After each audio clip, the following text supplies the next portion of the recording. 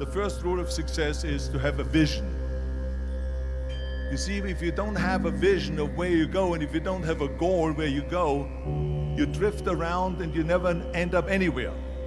It's like you can have the best ship in the world, you can have the best airplane in the world. If the pilot or the captain doesn't know where to go, it would just drift around. It would not end up anywhere, or most likely in the wrong place. So I was very fortunate that I stumbled onto my vision. I mean, as you know, I was born in 1947 in Austria after the Second World War. And I didn't really like Austria when I grew up. I couldn't wait to get out of there. I couldn't see myself becoming a farmer or a worker in a factory or anything like that. Even though my parents wanted me to stay there and have a normal life.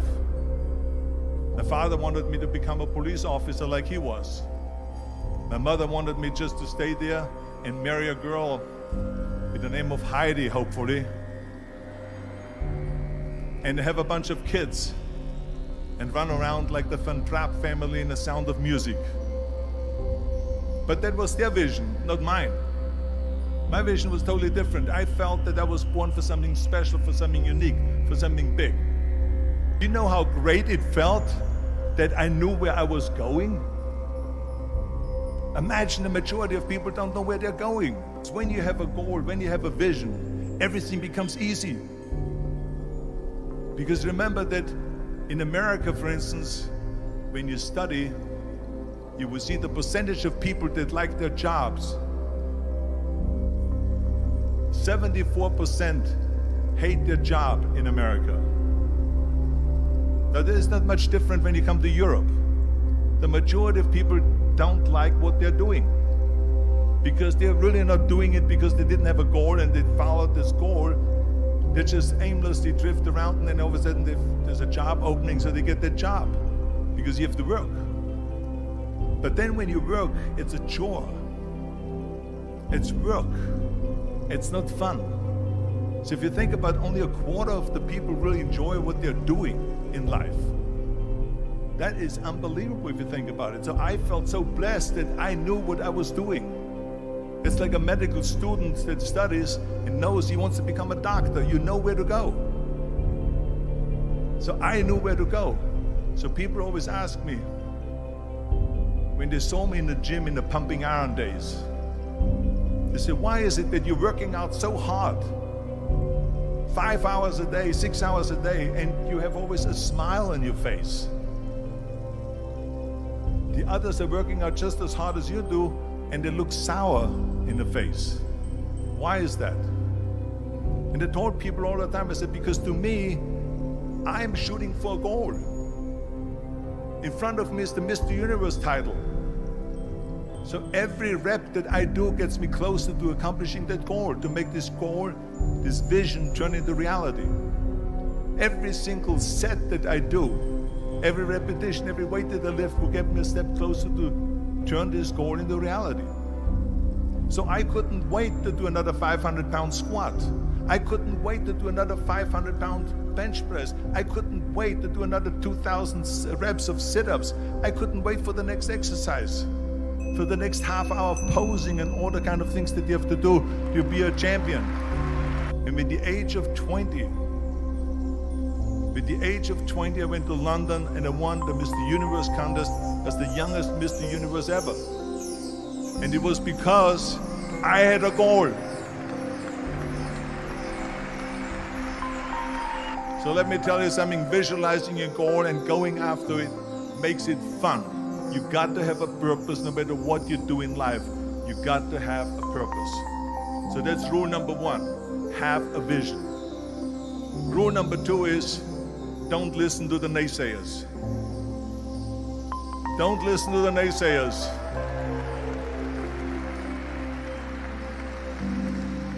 Everything I ever did, the thing that I heard out of people's mouth was, that's impossible. That can't be done. Or no. So whenever someone said to me, it can't be done, I heard, it can be done. When they said no, I heard yes. And when they said it's impossible, I heard it is possible. I'm a strong believer of what Nelson Mandela said, that everything is always impossible until someone does it. Well, I'm gonna be the one, I said to myself, I'm gonna do it and I'm gonna show it to them. Maybe it has never been done before. That's perfectly fine with me. But I'm gonna do it. And I did not listen to the naysayers.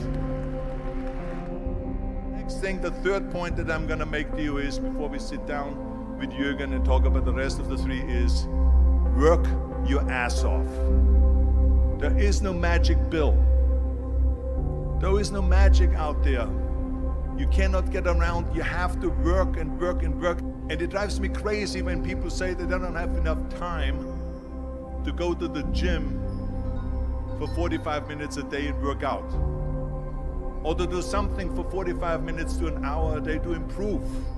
If it is physically improve or if it is mentally to improve. Imagine you read 1 hour a day about history. How much you will learn after 365 hours in 1 year. Think about if you study about the history of musicians, of composers, how much you would know. Imagine if you would work on the business, on some business that you want to develop every day for an hour. Imagine how further along you will go and get. So it drives me nuts because when people say we don't have the time, we have 24 hours a day. We sleep 6 hours a day, so that gives you still 18 hours. And there's someone shaking their head out here in front. They say probably, I don't sleep 6 hours, I sleep 8 hours, right? Or just sleep faster.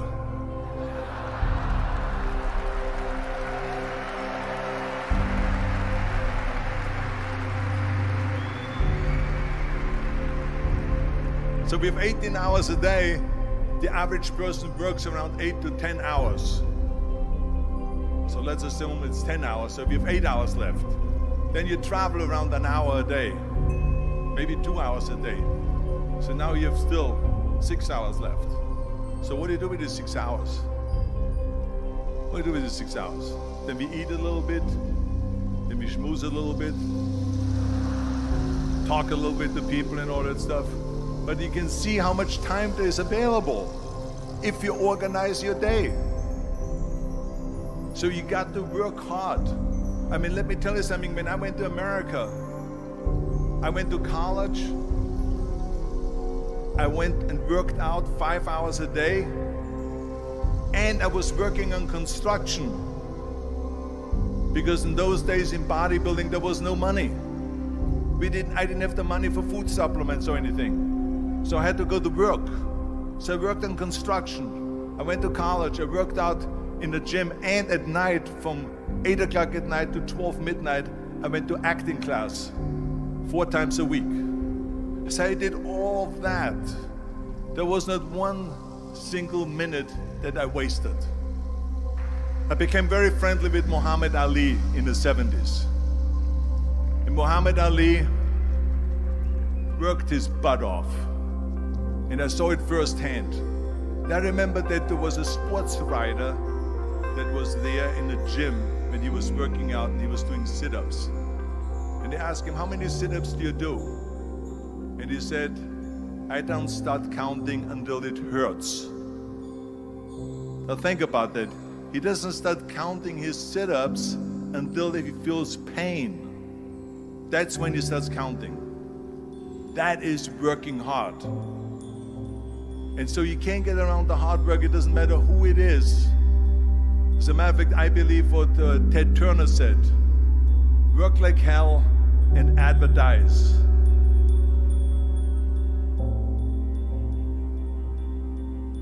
You get it? Work like hell, go to bed, and early to rise, work like hell and advertise. So you work your ass off, and then you let the world know about your work. That's what it is all about.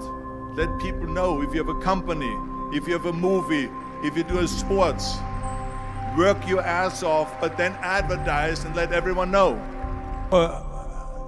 I hate Plan B. And I tell you why. Because we have so many doubters, as I've said earlier, the no-sayers. We have so many of those people that say no and you can't do it, it's impossible. That is okay because we just turn off, as I said earlier, and we listen and we hear the no being a yes. You can't do it, you can do it, and all of that. So that is possible to do that amongst all the negative people around you.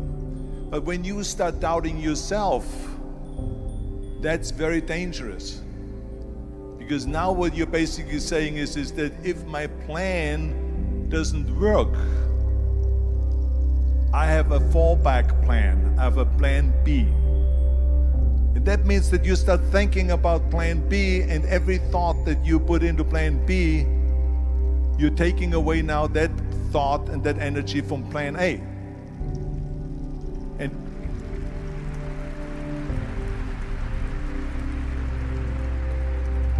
And it's very important to understand that we function better if there is no safety net, because plan B becomes a safety net. It says that if I fail, then I fall and I get picked up and I have something else there that will protect me.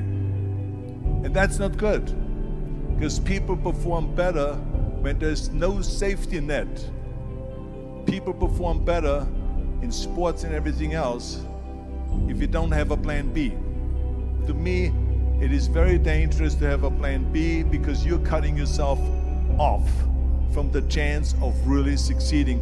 And the reason, one of the main reasons why people want to have a plan B is because they are worried about failing. What is if I fail, then I don't have anything else? Well, let me tell you something, don't be afraid of failing, because there's nothing wrong with failing. You have to fail in order to climb that ladder. There's no one that doesn't fail. We all fail. It's okay.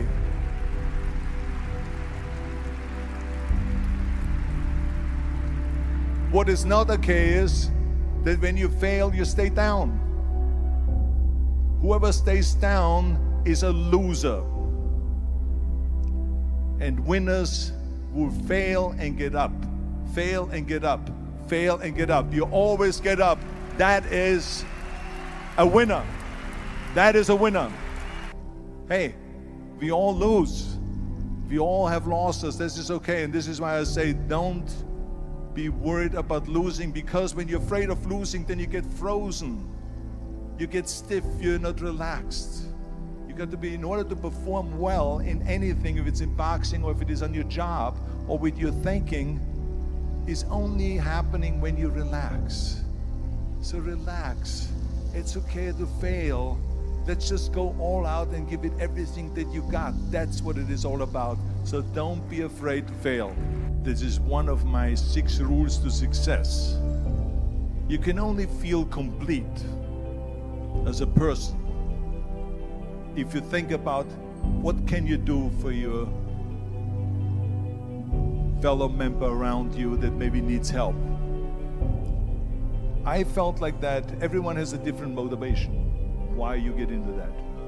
I was an immigrant going to America, and I saw how America was the most generous country in the world. I mean, they opened up their arms to me, they helped me, they invited me for Thanksgiving dinner. The people, they brought me, the bodybuilders in the gym brought me plates to my apartment because I had no plates, I had no silverware, I had no bedware, I had no pillows, I had no blanket, I had no TV, I had no radio, I had nothing. They brought it to my apartment. They helped me. And I saw that firsthand, this generosity in America. And I said to myself, as an immigrant that is being embraced with open arms, that I need to go and make sure that I give something back.